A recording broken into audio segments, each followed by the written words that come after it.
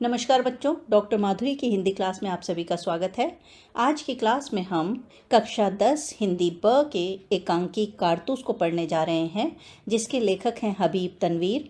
बच्चों, इस पाठ को मैंने 2 भागों में विभाजित किया है। पहले पार्ट में, जिसका आज हम वर्णन करने जा रहे हैं, उसमें हम एकांकी कारतूस की विशेष घटनाओं और विशेष चरित्रों के संबंध में संक्षिप्त में कहानी को जानेंगे। तो चलिए आरंभ करते हैं। कारतूस एकांकी। बच्चों, कारतूस एकांकी को समझने के लिए हम पूरा एकांकी नहीं पढ़ेंगे, बल्कि हम एकांकी के महत्वपूर्ण पात्रों और घटनाओं के माध्यम से उसे समझने की कोशिश करेंगे। तो एकांकी और नाटक में अंतर हम सबसे पहले जान लेते हैं, क्योंकि आपने हिंदी साहित्य की गद्य विधाओं में कहानी, नाटक, उपन्यास, एकांकी बहुत सारे नाम सुने होंगे। उसमें एक है एकांकी और नाटक। अब इन दोनों में क्या अंतर है, ये जान लेना बहुत ज़रूरी है। तो पहले हम इसको जान लेते हैं, उसके पश्चात हम कारतूस एकांकी के विषय में बात करेंगे। तो बच्चों, एकांकी अर्थात एक अंक वाला। एक अंक यानी एक दृश्य। अंक का अर्थ नंबर भी होता है, अंक का अर्थ गोद भी होता है, अंक का अर्थ दृश्य भी होता है। यहाँ एकांकी के अर्थ में अंक का अर्थ दृश्य है।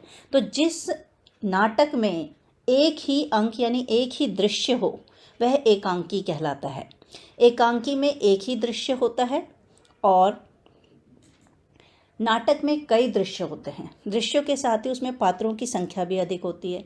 बच्चों, एकांकी भी मंच पर खेला जाता है, नाटक भी मंच पर खेला जाता है, लेकिन दोनों में जो प्रमुख अंतर है वो यह है कि एकांकी में एक ही दृश्य होता है, यानी पूरा एकांकी एक दृश्य पर आधारित होता है। पूरी कहानी एक ही जगह पर दर्शाई जाती है, जबकि नाटक में कई दृश्य होते हैं। उसमें बाजार का भी दृश्य होता है, तो उसमें घर का भी दृश्य होता है, उसमें विद्यालय का दृश्य होता है, तो उसमें कंपनी का दृश्य होता है, अस्पताल का दृश्य, कई दृश्य हो सकते हैं उसमें। और दृश्य के साथ ही उसमें पात्रों की संख्या भी अधिक होती है, जबकि एकांकी में पात्रों की संख्या कम होती है। और इसकी अवधि भी नाटक की अवधि की अपेक्षा छोटी होती है। और एकांकी में क्योंकि पात्र कम होते हैं और इसमें दृश्य भी कम होते हैं, तो इसकी अवधि यानी इसकी समय सीमा भी कम होती है। इसकी समय सीमा नाटक की अवधि से छोटी होती है, जबकि नाटक जो है अधिक दृश्य और अधिक पात्रों के साथ लंबा हो सकता है। एकांकी में काल परिवेश बदलता नहीं रहता है। जैसा कि मैंने बताया कि यह एक अंक वाला नाटक होता है, यानी एक ही दृश्य वाला होता है, तो इसमें काल और परिवेश नहीं बदलता है। यानी जिस काल का इसमें दृश्य दिखाया जा रहा है, वही परिवेश उसमें दिखाया जाता है। जबकि नाटक में काल और परिवेश, परिवेश का अर्थ होता है वातावरण। अब काल का अर्थ है समय, किस समय की घटना है, तो उस समय के अनुसार वहाँ का वातावरण दिखाया जाता है।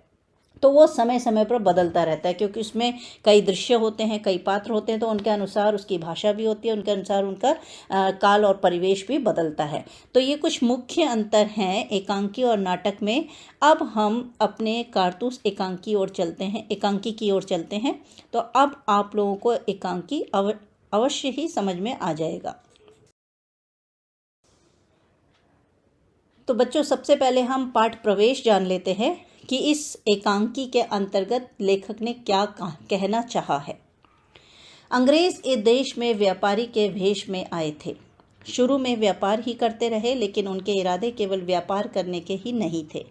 धीरे धीरे उनकी ईस्ट इंडिया कंपनी ने रियासतों पर कब्जा जमाना शुरू कर दिया।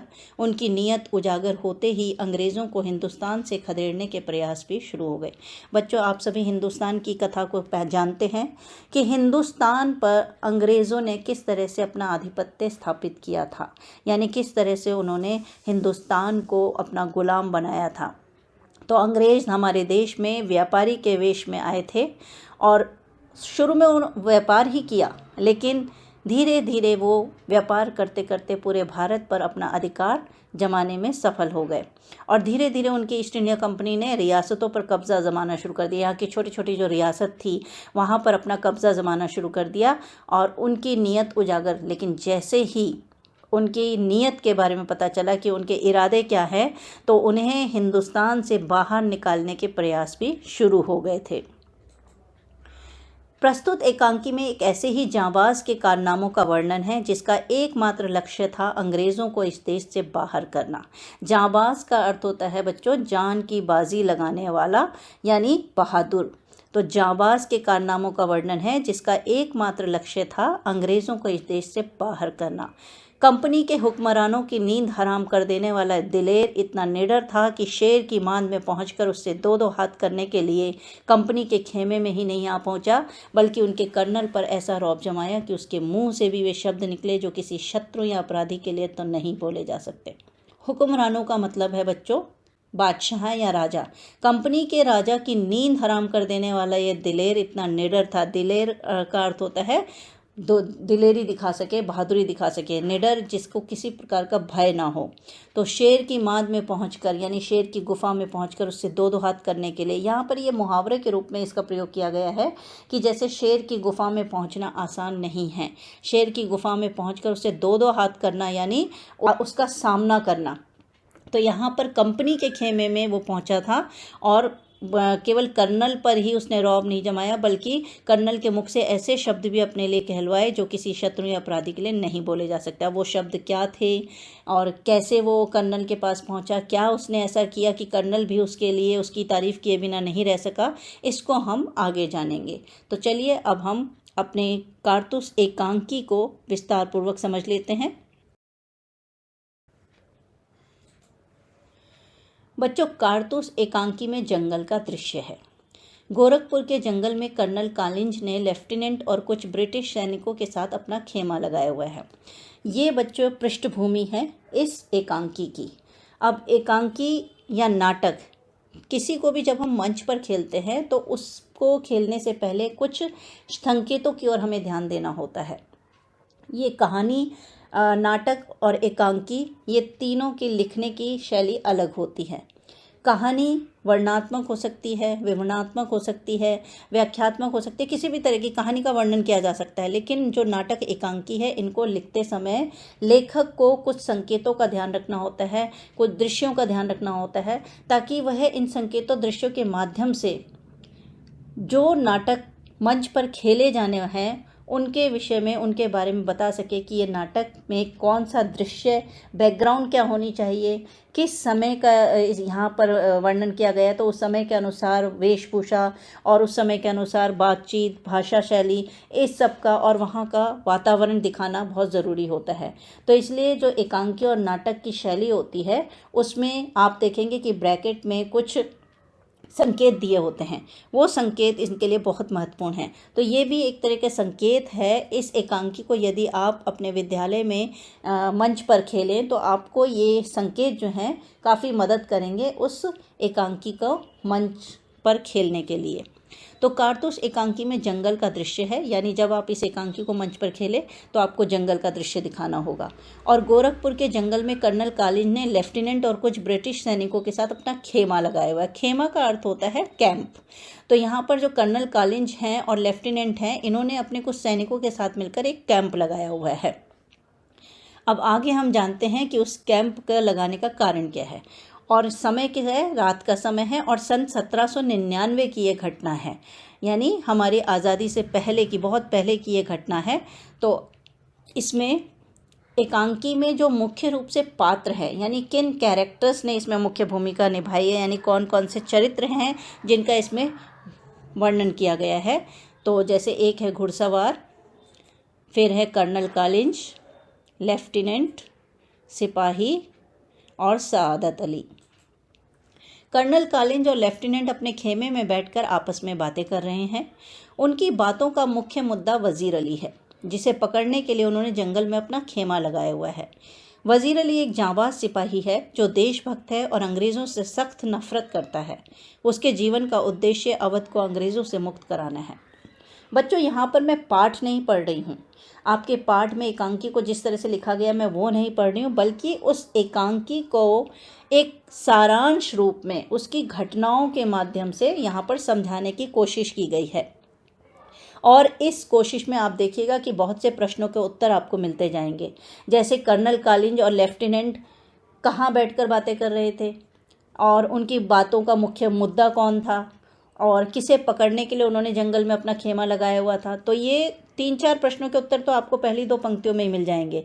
फिर उसके बाद वज़ीर अली कैसा था या उसका चरित्र की विशेषताएं क्या है, तो वज़ीर अली एक जांबाज सिपाही है, वो देशभक्त और अंग्रेज़ों से सख्त नफरत करता है और उसके जीवन का एकमात्र उद्देश्य क्या है, अवध को अंग्रेज़ों से मुक्त कराना। तो ये हमारे कहानी आरंभ होती है।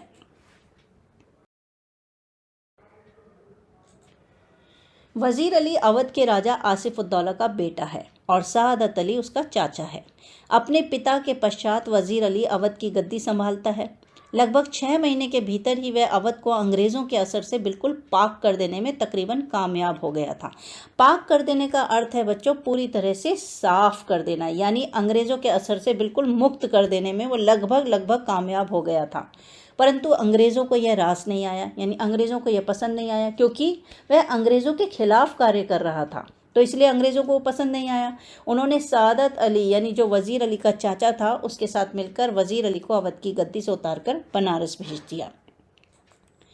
सआदत अली एक ऐश पसंद आदमी था। ऐश पसंद का अर्थ है ऐशो आराम की ज़िंदगी जीने वाला, जिसे कोई काम काज नहीं करना है, बस ऐशो आराम करना है, अपने मनोरंजन का ध्यान रखना है। वह देशद्रोही और गद्दार था। उसने अंग्रेज़ों के साथ मिलकर वज़ीर अली को अवध की गद्दी से उतारकर स्वयं गद्दी हथिया ली। इसके लिए उसने अंग्रेज़ों को अपनी आधी जायदाद और 10 लाख रुपए नगद दिए। नगद का अर्थ होता है कैश। दरअसल बात यह थी कि अपने भाई आसिफ उद्दौला के बाद वह स्वयं को अवध का राजा बनने के सपने देख रहा था, परंतु वज़ीर अली के पैदा हो जाने पर उसे अपना सपना टूटता नजर आया। उसे लगा कि अब वज़ीर अली ही राजा बन जाएगा और वह फिर उसे मरवा देगा, इसलिए वह वज़ीर अली को अपनी मौत समझने लगा। इसी ख्याल से उसने अंग्रेज़ों के साथ मिलकर वज़ीर अली को गद्दी से उतरवा दिया। बच्चों, इसमें आपने जाना कि वज़ीर अली अवध के राजा आसिफ उद्दौला का बेटा था और सआदत अली उसका चाचा था। दूसरा यह जाना कि वज़ीर अली अपने पिता के पश्चात लगभग 6 महीने तक अवध की गद्दी पर बैठा रहा और उसने उन 6 महीने के भीतर लगभग अवध को अंग्रेज़ों के असर से मुक्त कर दिया था। परंतु अंग्रेज़ों ने उसको छल से सआदत अली के साथ मिलकर उस गद्दी से उतार दिया और उसे बनारस भेज दिया। और यहाँ पर सआदत अली कैसा व्यक्ति था? ऐशो आराम की ज़िंदगी जीने वाला। वह एक देशद्रोही और गद्दार व्यक्ति था। उसने अंग्रेज़ों के साथ मिलकर अपनी आधी जायदाद देकर उन्हें 10 लाख रुपए नगद देकर वज़ीर अली को अवध की गद्दी से उतरवाया था और स्वयं वह गद्दी हथिया ली थी। क्योंकि दरअसल बात यह थी, इसका मतलब यह है कि जो सआदत अली था वह जब तक वज़ीर अली पैदा नहीं हुआ था तब तक स्वयं को अवध का राजा मानने लगा था। उसे लगा था कि आसिफ उद्दौला के बाद वही अवध की गद्दी संभालेगा, पर जब वज़ीर अली पैदा हुआ तो उसे एहसास हो गया कि वज़ीर अली इस गद्दी का मालिक बनेगा, इस गद्दी पर बैठेगा और उसके बैठने के पश्चात हो सकता है वह मुझे मरवा दे। तो इसलिए वह उसे अपनी मौत मानने लगा था, अपनी मौत समझने लगा था और उसे अपना शत्रु मानने लगा था। वज़ीर अली जिस तेज़ी से अवध को अंग्रेज़ी असर से मुक्त कर रहा था, उसे देखकर ब्रिटिश सरकार को लगा कि इस तरह से तो बहुत जल्द ही उन्हें भारत छोड़ना पड़ सकता है। इसलिए उन्होंने सआदत अली के साथ मिलकर वज़ीर अली को 3 लाख रुपया सालाना देकर बनारस भेज दिया। कुछ महीने बाद गवर्नर जनरल ने उसे कलकत्ता बुलाया। वज़ीर अली ने इसकी शिकायत बनारस में रहने वाले वकील से की। बनारस में रहते हुए उसे कलकत्ता क्यों बुलाया जा रहा है, परंतु वकील ने उसकी एक न सुनी बल्कि उसे ही भला बुरा सुना दिया। वज़ीर अली को अंग्रेज़ों से तो नफरत थी ही। उसने क्रोध में आकर अपने खंजर से उस वकील की हत्या कर दी और अपने कुछ जानिसारों के साथ वहाँ से भाग गया। बच्चों, अब वज़ीर अली जिस तेज़ी से, यानी जैसे 6 महीने के अंदर उसने अवध को लगभग अंग्रेज़ी असर से मुक्त कर दिया था, तो उसे देखकर ब्रिटिश सरकार हिल गई थी। उन्हें यह एहसास होने लगा था कि अगर ऐसा ही चलता रहा तो बहुत जल्द उन्हें भारत छोड़कर जाना पड़ेगा। तो इसलिए उन्होंने सआदत अली के साथ मिलकर वज़ीर अली को धोखे से अवध की गद्दी से उतार दिया और उसे 3 लाख रुपया सालाना देकर बनारस भेज दिया। और सालाना मतलब ईयरली 3 लाख रुपए वार्षिक रूप से उसकी इनकम तय करके उसे बनारस दूसरे पद पर भेज दिया। और कुछ महीने बाद गवर्नर जनरल ने उसे कलकत्ता याद किया, उसे कलकत्ता बुलाया।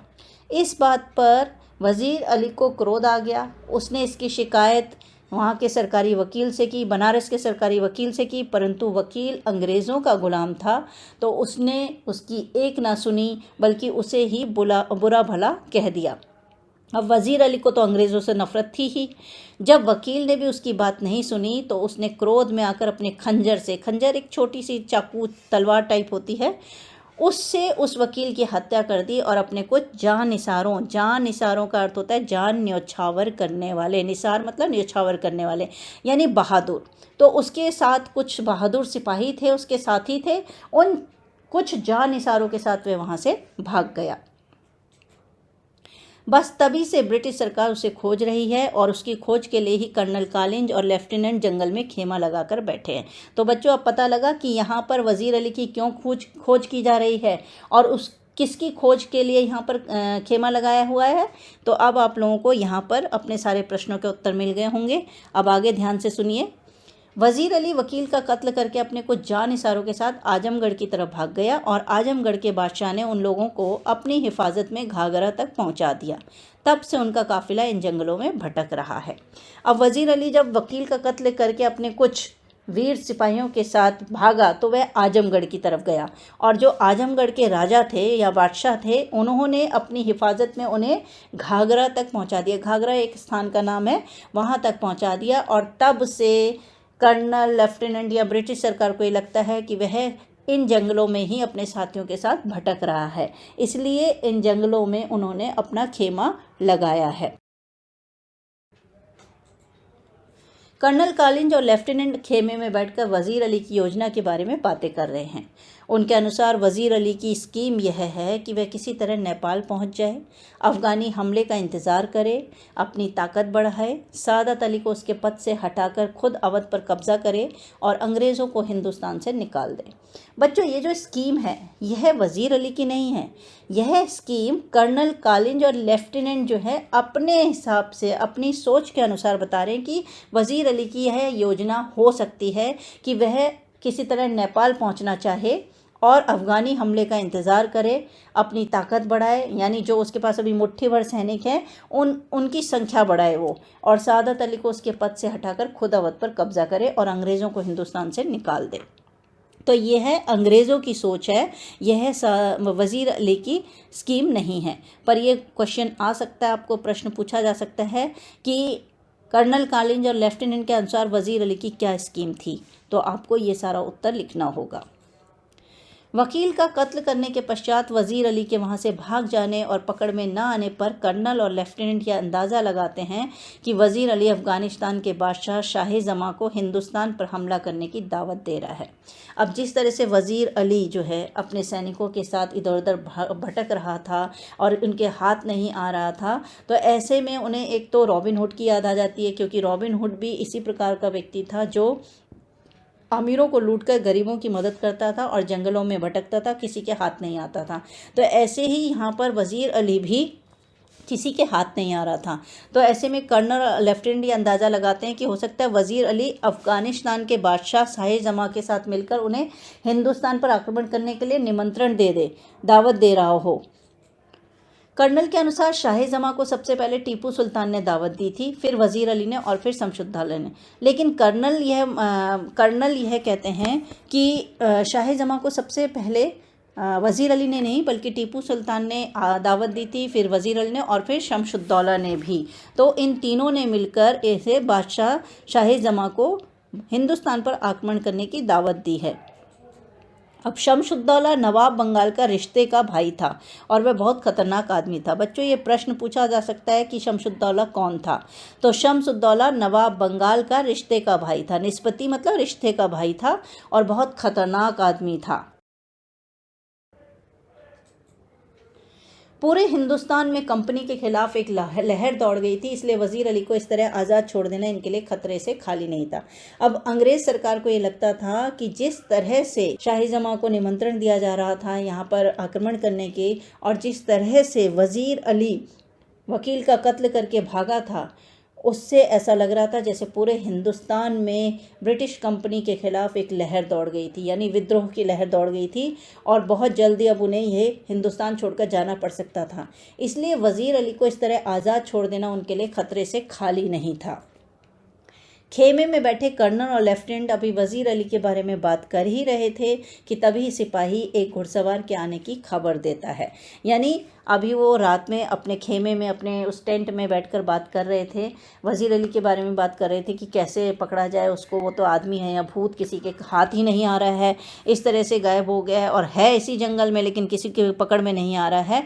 और उन्हें भी इतना समय यहाँ पर खेमा लगाए हो चुका था, वो भी यहाँ से तंग आ चुके थे, अपने अपने घर जाना चाहते थे कि तभी एक सिपाही ने घुड़सवार के आने की खबर दी। घुड़सवार को अंदर बुलाया जाता है। घुड़सवार कर्नल से अकेले में बात करना चाहता है। घुड़सवार का अर्थ होता है बच्चों घोड़े पर सवार होकर आने वाला, तो घुड़सवार कर्नल से अकेले में बात करना चाहता है। कर्नल लेफ्टिनेंट और सभी सिपाहियों को वहाँ से जाने के लिए कहता है। घुड़सवार कर्नल से पूछता है कि आपने जंगल में अपना खेमा क्यों डाला हुआ है। कर्नल कहता है कि कंपनी का हुक्म है कि वजीर अली को गिरफ्तार किया जाए। घुड़सवार कहता है कि वजीर अली को पकड़ना बहुत मुश्किल है क्योंकि वह एक जांबाज सिपाही है। कर्नल कहता है कि मैंने भी ये सुना है, मगर तुम क्या चाहते हो। घुड़सवार कहता है चंद कारतूस। कारतूस बच्चों गोलियां होती हैं। कर्नल किस लिए। घुड़सवार वजीर अली को गिरफ्तार करने के लिए। कर्नल ये लो 10 कारतूस। घुड़सवार शुक्रिया। कर्नल फिर कहता है आपका नाम। घुड़सवार वजीर अली। आपने मुझे कारतूस दिए इसलिए आपकी जान बख्शी करता हूँ, और यह कहकर वह चला जाता है। कर्नल हक्का बक्का रह जाता है। लेफ्टिनेंट के पूछने पर कि कौन था, कर्नल कहता है एक जांबाज सिपाही। तो बच्चों यह वो शब्द है जो हमने पाठ के आरंभ में आपको पाठ परिचय में बताया था कि कर्नल भी उस वजीर अली के बारे में वह कहने के लिए मजबूर हो जाता है जो किसी शत्रु को कभी नहीं कहा जा सकता। यानी कर्नल उसका शत्रु था, वजीर अली एक दूसरे के शत्रु थे, लेकिन कर्नल उसकी बहादुरी से इतना प्रभावित होता है और इतना हक्का बक्का रह जाता है कि किस तरह से वो वेश बदल कर निडर और निर्भीक रूप से खेमे में आता है और 10 कारतूस लेकर जाता है और साथ ही अपना नाम बता करके भी जाता है। तो वह उसकी जांबाजी देखकर, निडरता देखकर लेफ्टिनेंट के पूछने पर कहता है कि एक जांबाज सिपाही था। तो यह वजीर अली के चरित्र की मुख्य विशेषता है कि वह एक जांबाज सिपाही था।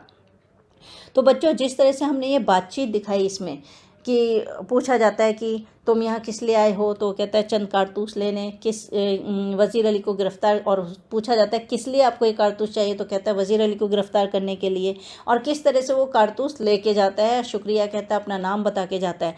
तो ये जो बातचीत है ये संवाद शैली में है। एकांकी और नाटक में इस तरह से संवाद शैली में बातचीत की जाती है, यानी संवाद होते हैं। अब इसमें जैसे छोटे छोटे संवाद हैं, और नाटक जो होता है उसमें संवादों की संख्या भी अधिक होती है और संवाद की जो एक लंबाई होती है वो भी बड़ी होती है, उसमें थोड़े बड़े बड़े संवाद होते हैं।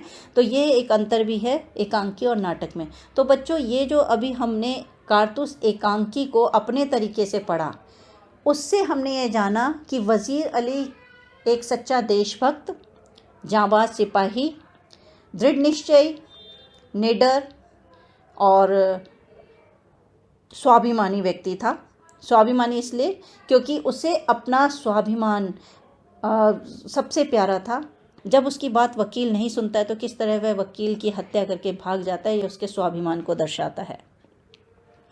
और सादत अली के विषय में हमें यहाँ पता लगा कि सादत अली किस तरह का व्यक्ति था।